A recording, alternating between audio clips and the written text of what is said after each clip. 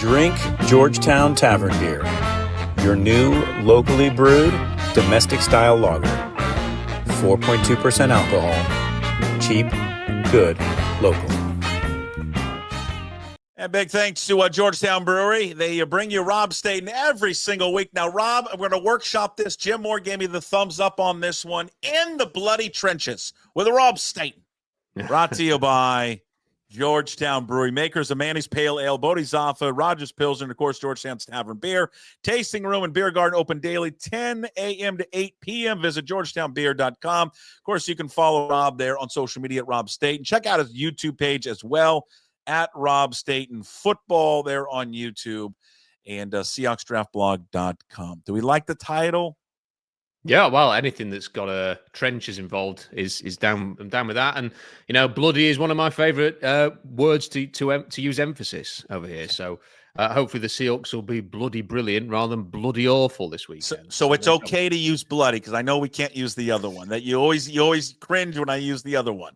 Well, over here, I couldn't use bloody on the radio. You can't use bloody on the radio over there. No, we can't. But I know. So we actually, here's a quick throat clearing for you.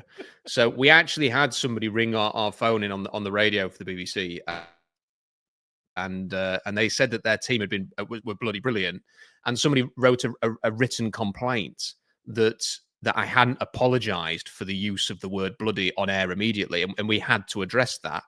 The following week, someone used a particular C word to describe a player on the opposition team.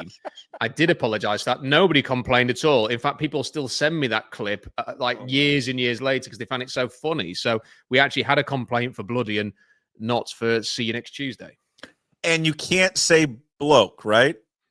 You can say bloke. Oh yeah, bloke. What's the one? Okay, wait a minute. What's the other one you can't say? Bollocks. There's a W one that I'm not going to say here. Yeah, there was another one that I use, and you're like, no, I can't say it. You always cringe when I say it, even though I can say it here. You can't say piss off in England. Can't say piss off. Do they still use the F word for cigarettes? Yes. Yes, that's yeah. Yeah, if it will be not out yet, huh? No, you could say that I'm having a and that would be. And people are like, okay, I know what you're talking about. Yeah, they'd completely know what you were talking about. Yeah. Oh, Rob. Well, I'm glad you're back for another year talking Seahawks football. We'll do it every single week. Normally, I think we'll do it around 11 o'clock our time. But thanks for adjusting here on the fly. And I'll just add right away. Thoughts on heading into the season? It's a great opening game. I mean, God, I love getting right out of the gate, start with the 49ers. Well, it kind of dawned on me yesterday that I've spent the whole summer saying what a great offseason they've had. And it's very easy to say how optimistic you are and how everything's going to be amazing in July. But now they actually play a game this weekend. And if they're not very good, I'm going to look like an absolute idiot. So I have thought about, hang on a minute, what if this doesn't go as well as I've thought it might do? I think it is an important game. For too many years now, the Seahawks have not been good enough at home. And when you're playing a division opponent at home, first week of the season, it's really important that they win this game. If this was in Santa Clara, I think most people could forgive them for saying, okay, if it's a closely fought loss, that can happen. But because it's in Seattle, I really feel like they've got to win here. They've got to win. They've got to show some hints of the identity that they want. And if they can do that, then they'll get going in the right way. What makes you, Rob, optimistic about them this year? I think the offensive line's going to be better. I think we saw a glimpse of that. And I know that the Chiefs game, we can't just keep hanging on that one preseason game and thinking, well, it's going to look like that all the time. But it was just exciting to watch the line play that well. And if the line can take a big step forward, then the team will take a big step forward. I think the staff that they brought in have obviously got a lot of experience. I'm optimistic that they're going to be able to fix some of the issues from previous seasons. And I do think that there's a good chance that Sam Darnold, I don't think he's necessarily going to be a 35 touchdown quarterback again this year, but I don't think he's going to need to be. And when you pair that with a defense that finished the year very strongly last year, has brought everybody back and has added a couple of players to it, I think there is cause for optimism here. I think people have forgotten that the Seahawks effectively had the same record as the Rams last season, but the Rams got to go to the playoffs and then play well in the playoffs for a couple of games. So now the Rams are a contender. Well, they had the same number of wins as Seattle. So I think Seattle blew the NFC West last year. They threw away some games they should have won. If they can avoid doing that this year, I think they're going to win the division. We've been begging for their offensive line to be improved. They have changed everything in terms of more of a run attack there with Ken Walker, and obviously Zach Charbonnet. There is certainly, and to your point about the Chiefs game and the Raiders game, you have to acknowledge that it's the preseason, and we've done that on previous shows.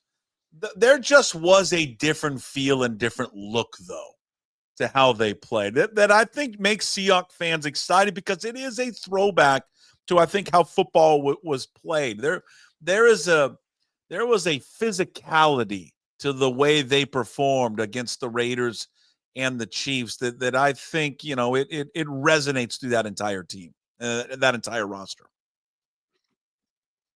Yeah, I agree with that. And that's the kind of team we've wanted to see for a long time. It's the kind of team that they say they wanted to be for a long time, and they haven't been it. They've been the opposite of that. They've been finesse. They've been soft. They've not been difficult to play in Seattle. That it goes against everything that we've kind of want the Seahawks to be. So to see a glimpse of that, it is encouraging. But you're quite right to say, like, this has to be a consistent thing. You think back to when the Seahawks played the Colts. When was that? Like 2019, I think it was, or 2020. And they came out in week 1 and blew the Colts away. And everyone's thinking, fantastic, what a performance. Shane Waldron's the next great offensive coordinator. A week later, they lose to the Titans at home. Derrick Henry runs for 700 yards in a game, and they look awful. And all of that magic lasted a week. So I think that's the thing, is they could even play well in this game, go to Pittsburgh in week 2 and look pretty bad. And then, I think we've got to have that perspective there that could easily happen. But we just want to see a tough physical football team again. And I think they've got the players to do that now. And I am optimistic. I also think they're playing a Niners team that I think their decline began last year, and I think it's going to continue this year. So I think there's a lot of chirpy, San Francisco fans and media online this week. So they fully expect to win. So I'll be looking forward to seeing if that doesn't happen. It's interesting, right? Because I think the majority of and I'm certainly probably Seahawks fans are like this, and maybe a majority of NFL fans are like this there as well. I think that you look at the amount of money that San Francisco gave Brock Purdy, and you're like, you shake your head. You're like, he's not worth that. He's not a franchise quarterback. He doesn't fit that mold because he doesn't look the part, right? And I think that really comes down. He just doesn't look the part. Now, I like Brock Purdy personally. I remember, and we've probably talked about this before, I go way back when he was a freshman at Iowa State because he played Washington State in a bowl game. And I just remember thinking, that's just a tough son of a bitch. That is a tough quarterback, and as a true freshman, he's really good. And I just think, he's not very big, but gets the most out of his talent, most out of his ability. But it will be interesting for them because when you invest that type of money, it's a lot of money in a salary cap-driven league, and you can manipulate it and all that. But it does, for most organizations, kind of hamstring you moving forward. So I'm going to be real curious to see how they navigate that with him. Yes, I think that is going to be sort of the interesting dynamic, because for years he was the Mr. Irrelevant seventh rounder. What a steal. You can kind of overlook a little bit some of the if he had a bad game, you kind of think, well, yeah, okay. But now he's in the realm of expectation is high. Like, he has to deliver. He has to be a guy who's going to win you football games. And we saw this when Russell Wilson got paid. Russell Wilson quickly went from the missing piece to the puzzle in 2013 and to an extent 2014 to, well, now he has to be the guy. And in Russell's head, I think he felt like he's got to be the guy because he was being paid all of that money. And then the team around him, they had to make savings in other places. And that's inevitably going to be the case with Brock Purdy. Now, he still has a defense that's going to have Nick Bosa on the other side and Fred Warner. He's still going to be throwing to George Kittle. I think Jawan Jennings is a good player. Trent Williams is still there. Christian McCaffrey's still there. So he's not a one-man band. But if he has a game where he throws a couple of interceptions and the Niners lose, people are going to go, this guy's not worth whatever he's on. And that's something that he is going to have to deal with now. I think if you're going to pay the kind of money that he's on, you do have to be a difference maker. And I think this is something the NFL is going to have to sort of work out as it goes along, as the price gets higher and higher and higher for quarterbacks. Do you pay Brock Purdy, Trevor Lawrence, Tua Tagovailoa, Jordan Love an enormous contract to be a non-elite player? Or do you have to be bold and take a risk and say, maybe I'm going to trade him somewhere else, get what we can, and go and try and find the next one of those guys? Because he's not going to be Burrow, Allen, Lamar, Mahomes. And if personally, I think unless you've got one of those guys, it's not worth paying top dollar for a quarterback. What about there is an interesting dynamic here with the Seahawks, and when you look at their draft class that includes the likes of Abe Lucas and Cross and Ken Walker. None of them have been given contracts. Cross, the one they did pick up the fifth-year option. There's some talk that they'll work something out. And I guess they're potentially still time to do so. One of the one that everyone gravitates toward is Ken Walker, and what just a big year this is for Walker. Rob, there's no doubting his talent, and you saw it his rookie season. But since he's been banged up, he's missed games. He just hasn't become, I think, the running back, because of the injuries and that missing games that I think a lot of people envisioned. But it's just a monster year for him, and this might be just the perfect system for him to showcase his talents in this run first offense now. Yes, I think it is a big year for him. And I think unless he picks up the gauntlet that's been thrown down by the coaches, it may be his last year in Seattle. Now, we all accept that he's an immensely talented player. He was in college as well. He pretty much was Michigan State for one season. Without him, they wouldn't have done anything. And he's come to Seattle, and we've seen flashes. We've seen flashes of brilliance from Ken Walker, but he hasn't been able to stay healthy. He has not been able to be the guy that you really lean on and can sort of go, okay, we want to run this 30 times in a game for whatever reason. He can do that. They seem to think that Zach Charbonnet can do that, and they've taught Charbonnet up all summer. And it's quite easy, I think, sometimes to pass what the Seahawks are thinking here. I think it was always the case with Geno Smith, what they were really thinking. And I think it's becoming the case now, what they're really thinking with Ken Walker, that it's as such that he just ends up coming back on a cheap prove-it deal. I think at that point, maybe he would move on and look at something else. So I think it's a huge year for him. I think the one that I'm most keen to keep an eye on, Puck, is Abe Lucas. Lucas in that game against the Chiefs was outstanding. Mm-hmm. And now he didn't play a full game, obviously. It was just a preseason game. But he looked back to his best. I've always felt that Abe Lucas is a top player. I gave him a fringe first-round grade. He only lasted to the third because of the injury issues, in my opinion. And he looks healthy.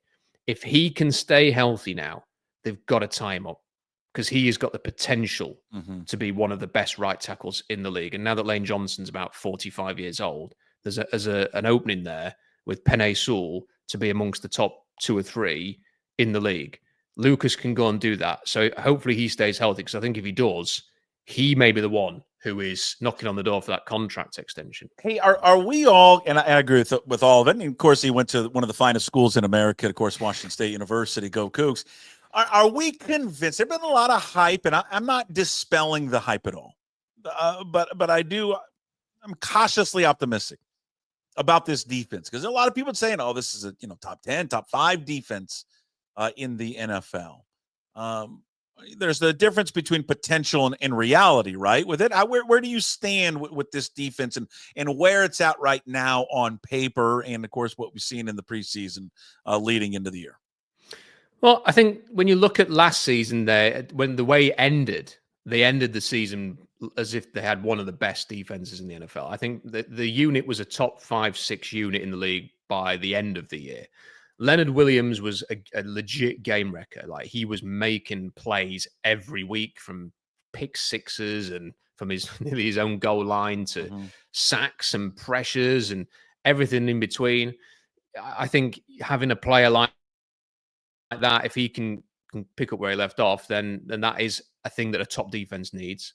I think you have sort of good, solid starters across the board. You maybe don't have, like the Niners will have had and Seattle had 10 years ago, a loaded blue chip defense, but you do have good players in most of the key positions now. And then you add in DeMarcus Lawrence to see if he's still got a bit of something in the tank. That's his nickname, no pun intended. And then you've got Nick Emenwari coming in, who may take a bit of time, but they obviously think that he can be sort of Hamilton of the Ravens. That's why they traded up for him to bring him in. And Mike Macdonald just seemed to have something about him. Tactically, he does seem to have something about him. So whether it can reach the lofty heights of being like a top 3 unit, whether they can be consistently brilliant, which the top defenses can, they bring it week in, week out. Is there going to be a game where the Seahawks give up 30 points to the Rams or whoever, and it's frustrating? That may well still be the case. If they're going to be a top defense, they've got to be really restrictive and then play off that running game that hopefully will come to life. But I do think they have a good chance of being a very good defense. And the other final thing I'll say is, when you look at the Ravens when they were at their best, they had Nnamdi Madubuike rushing inside. I don't think he's noticeably better than Leonard Williams, just younger. They had Clowney and Van Noy off the edge. They had Roquan Smith at linebacker, fair enough. And you had Hamilton as a rookie when McDonald had the number 1 unit with that. Apart from that, it wasn't a loaded, star-studded defense, and yet they were the best in the NFL. It does remind me a little bit of that. So fingers crossed they can emulate what they did in Baltimore. Yeah, and they can. And I think there's exciting players all over the field. I think, and you mentioned and touched on all of them. I want to see them show up against good offenses, because I think that skewed a lot of the stats last year. They beat up on bad offenses, but when they faced good offenses, they were taken. They were taken by those teams. It's even the last game of the year, you played the Rams backups, and they give up 20. In that game they give up 25, and the Rams, they're marching down there to win the game against the backups. The Chicago win, you played Chicago. I mean, that was maybe the worst offense in the NFL. But the Minnesota and the Green Bay and the Bills, games like the Detroit early in the season. I mean, again, now it's his first year, so I get it. They weren't going to be perfect. I think there's a lot more positives than negatives, but I'm just wondering if the hype warrants it. But I just want to see it against the better offenses this year, and maybe it happens. Maybe it happens. This Sunday they look gangbusters and they make Brock Purdy look terrible. But you're right. There is an awful lot to like about them, and how fast and how aggressive that they are. I think the Nwosu situation, wherever he's at, worries me. Ernest Jones, I hope he gets through the season. The Tyrese Knight, I guess it's good news. He's back. He was at practice this week, at least doing something, but he's dealing with an injury and then an undisclosed medical reason. I mean, that's a thin unit that certainly can't afford one of those two guys to go down. So let me ask you this. That's kind of my worry with these guys, plus like the wide receiver room still. What is your worry, if any? Yeah, I think it's the linebacker depth. If we saw it last year, they had a reasonable start on defense, and then once the opponents got harder, the defense was awful, and then they had to move off the two starting linebackers, promote Tyrese Knight, and then go and trade for Ernest Jones, and then it worked out.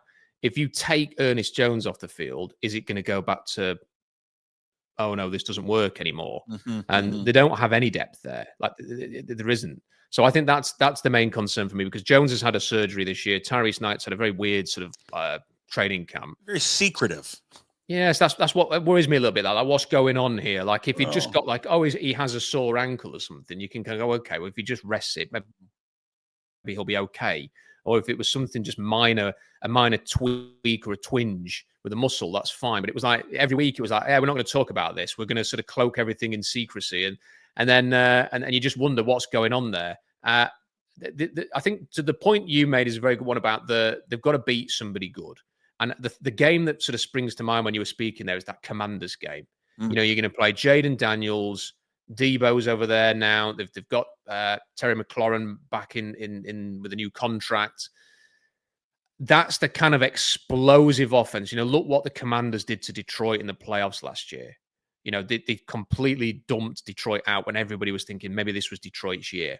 Mm-hmm. Can you go and restrict Jaden Daniels as much as you can and get a win in that game? Can that be a defensive, strong performance and get a big win? Because I don't know what I'm racking my brain while you were speaking there, Puck. When's the last time the Seahawks won a big game? You know, a truly big game where it's maybe prime time, two big teams, lots on the line here. How's this going to go? I can't really remember the last time Seattle won one of those games. Well, I'm just looking back through last year. Nothing there. If you go to 23, God, I don't know. I mean, at Detroit, that was was that a big game though? That was the second week of the season. I don't know. I think it's a fair point, and I think too, and I think you touched on this earlier. I think with the way they've changed mentality offensively, and listen, I mean, truth be told, that I was willing and I think open. We talked about it to giving. God, I blanked on his name. Who was the offensive coordinator? Ryan Grubb. Right, Grubb. I was like, maybe this is a mistake. Not giving him a second year. He needs 1 year under his belt. Let's see what he does in year 2. But you know what? They made the change. You have to give McDonald credit. He didn't like what he saw. It's his team. He needs to make the call. And I think looking back on it, he was kind of forced Grubb on him. This is probably not what he wanted, that style. And maybe Grubb convinced him, no, I'll run the ball. We'll be good. But, you know, that obviously didn't come to fruition. And the offense looks vastly different, again, in the preseason. But it's that style of play coupled with a fast, aggressive defense that will turn in Lumen Field one more time into a hard place to play. Because for the last several years, and again, I'm just echoing what you said earlier, it just hasn't been that. It just hasn't been that. It hasn't drawn the same type of fear from opponents and those coming in here that it once did. And nothing gets a crowd more into a game, a home crowd, than defense. Nothing. You know, you can air it out 60 times a game. That doesn't elicit the same responses as a big sack on third down or a turnover.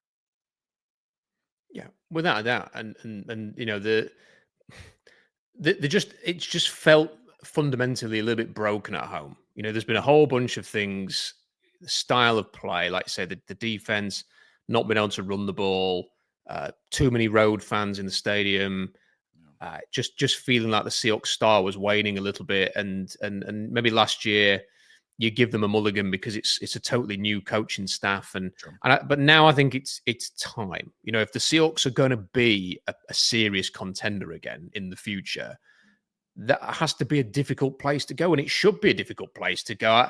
I don't think anybody, you know, it's a long trip for everybody. Like, even the teams on the West Coast, it's not the easiest place to travel to.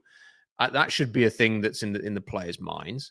The weather situation, you know, when you get teams that play in warmer climate, they should not find it easier to come to Seattle than perhaps they have done, as easy as they have done in recent times. And everything they just need to be hard-nosed and tough again. They need teams to come to Seattle in the way that they would go to the Ravens and think, I don't fancy this. But you do need sort of those key characteristics. It does have to be the kind of game where you know that whatever happens in that contest, the Seahawks opponents are going to be sort of aching all the way back on to where they came from on the plane. And for too long, that's not been the case. They've been run on too easily in the end of the Carroll era. And then last year, once they worked out the defense, they were good. But that was a problem for a period last year. And they didn't run the ball at all. So they've got to get the home form right. You know, I think I think a good season is winning the division. I'm not going to go any further than that. Yeah. If they can win the division, run the football, offensive line protects Darnold, I think you go into next off season thinking, okay, this is on the right path. And the NFC, it's crazy how, unless Jaden Daniels is just going to be a phenomenon, he's going to be like Lamar in the NFC. there is that all of the good quarterbacks are still in the AFC. You know, Mahomes and Burrow and Allen. You know, Lamar. All the MVP guys are in that conference. So it's open. There's an opportunity there. And the Seahawks haven't been in the NFC Championship game since 2014. So, in the next 2 or 3 years, it'd be nice to go back to that. Yeah, there's a great opportunity for him. And you're right. Obviously, the AFC is much more lopsided than what the NFC is. You brought him up, and I want to touch on him here before we let you go. Sam Darnold, thoughts and expectations. Crystal ball, look into it, Rob Staton. I think my expectation is that he's going to end up being Seattle's answer to what Purdy and Jimmy G have been, which is not, and I think that's a modest. I think that's a good way of approaching it, because if he surpasses that, it'll be most pleasing. But if he doesn't, then you've not kind of just given him the lofty praise for no reason. It's hard to project him, isn't it? I mean, there are a few players that have a career like him where he's completely flamed out at the Jets. He had that embarrassing quote where he admitted he was seeing ghosts. Most players in his situation would not be in the NFL anymore. He had the foresight to sort of take a step back and go to San Francisco and effectively sit for a year. And the Seahawks are going to benefit from that because he worked with Clint Kubiak then. He had that time in Carolina where he did actually play quite well at the end of the season in Carolina, and they're going to try and play a similar style to Seattle this year. So that was a good thing for him, I think. He's then gone to the Vikings and just had this crazy year where everything's worked until the last 2 games when he looked like the guy at the Jets again. And so you come into this season thinking, who is he? Is he a great reclamation project? Is he Seattle's Baker Mayfield to a certain extent that people think, yeah, he's the guy. He's the guy you're going to commit to for 3, 4, 5 years over the next few seasons. He's going to be the one that you think he can take you to the promised land. Or is he going to be the player who can play quite well but can't quite get it done? Or have you got an offensive coordinator now and a defense that means he doesn't need to be that guy, that he can just, as long as he doesn't turn it over, as long as he's okay on third downs, as long as he's good in the red zone, then everything's going to be okay. So I think it's going to be fascinating to see. I have to say, Puck, I'll be watching through my fingers every time he and Geno Smith are on the field at the same time. My thing with him is I'm pulling for him so hard. There's so much to like with Sam Darnold. I love the story. I love when guys get knocked down and they come back and they resurrect their career when they have all these expectations on him. I love the way he handles himself and carries himself as a quarterback, his interactions with his teammates and all of that. There's so much to like about Sam Darnold. He checks all the boxes, but there's the one box that I'm just like, I just don't know if he checks, and that's, can he play an elite level consistently? And I don't know that. And if I'm a betting man and I put some pounds on it, I would probably bet against it. Well, I don't want to be in a situation where the people who decided that they were more effectively Geno Smith fans than Seahawks fans for a period get to have the last laugh. I want the Seahawks to have the last laugh in that, because I'm a Seahawks fan. I'm not a fan of, for me, it's always about the team, not like individual players. And right now, Sam Darnold is the Seahawks quarterback, and I have no interest in sort of looking over to Las Vegas and thinking, oh, look, there's the old quarterback, there's the old head coach, and the old safety. And I like what they did, with moving on from Geno. That was the right move, and that's not a comment there on Darnold. It's just more of I just don't know. I don't know, and I hope, and I'm crossing my fingers that he is the guy. So we'll find out, though. Going to find out Sunday. See what the first test is going to be like. Safe travels out to the Pacific Northwest. I'll send you a note if you're around. We'll buy you a pint or 10. Oh, but an old fashioned. Oh, that's right. You're an old fashioned guy. You might be the only British person I've ever met that likes an old-fashioned. I mean, I like an old-fashioned. I just don't ever think, London, old-fashioned, Brit, old-fashioned. But, hey, you do the best drink. It's a great drink. Yeah. It's a great drink. Rob, you're the best. I appreciate it. I'm glad that you're back for one more year inside the bloody trenches with Rob Staton. It's all brought to you by, I'm going to say it like that every time, brought to you by Georgetown Brewery, Manny's Pale Ale, Bodie's Alpha IPA, Rogers Pilsner, of course, Georgetown's Tavern Beer. Tasting room and beer garden open daily, 10 a.m. to 8 p.m.